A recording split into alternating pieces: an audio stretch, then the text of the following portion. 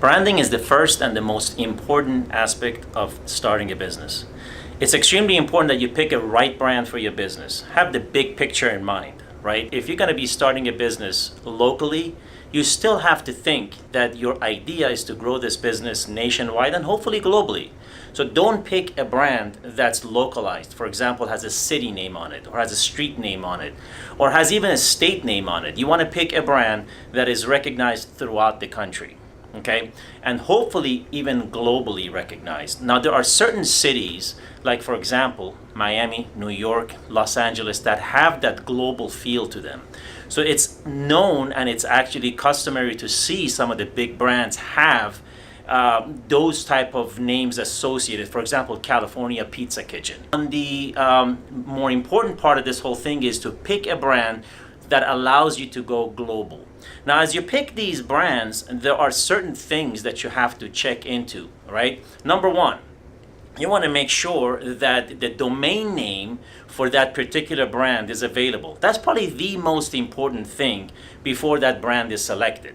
So that is as easy as going online and trying to find that domain name. Now, the domain name, the shorter, the better it is, right? So you don't want to come up with a very long name, because the longer the domain name, the harder it is for someone to type it in. The more chances of someone landing on somebody else's website for a particular letter that they missed or something like that.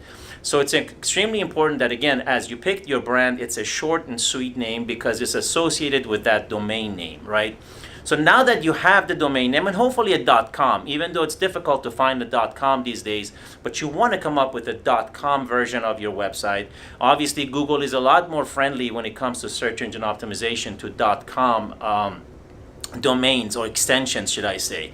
So once you found your domain name and saw that it's available, the next thing you want to do is you want to do a quick Google search to see if anybody else is utilizing that name in their business today. All right, there's a lot of small businesses, moms and pops, that are out there that are doing onesie twosie stores and that are using brands that perhaps didn't utilize the domain name, but they're still operating their business under that name, right? So those are the people that you're going to have a problem with. Why? Because they've been established, they've been there already for some time. So you're going to have to be able to beat them in search engine optimizations that Google provides to you. So the other thing, as we talk about trademark next, when you do a trademark, you have these people that have been using that brand prior to you submitting for your trademark, meaning that the cease and desist letters that you're going to be sending out have to be carefully done in order not to get you in certain troubles.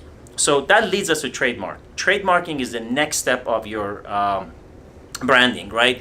So when you pick a brand, just because a domain name is available, that doesn't mean no one has ever used that or no one has the right to that name. The way to find out if that that particular brand is actually available and that doesn't have any legal rights to it is to check the USPTO, U.S. Patent and Trademark Office website, and just do a quick search to make sure that that particular brand is available for the class of your particular business. For example, a name that you pick for your business could have been trademarked under a certain class. That doesn't mean that that class covers everything.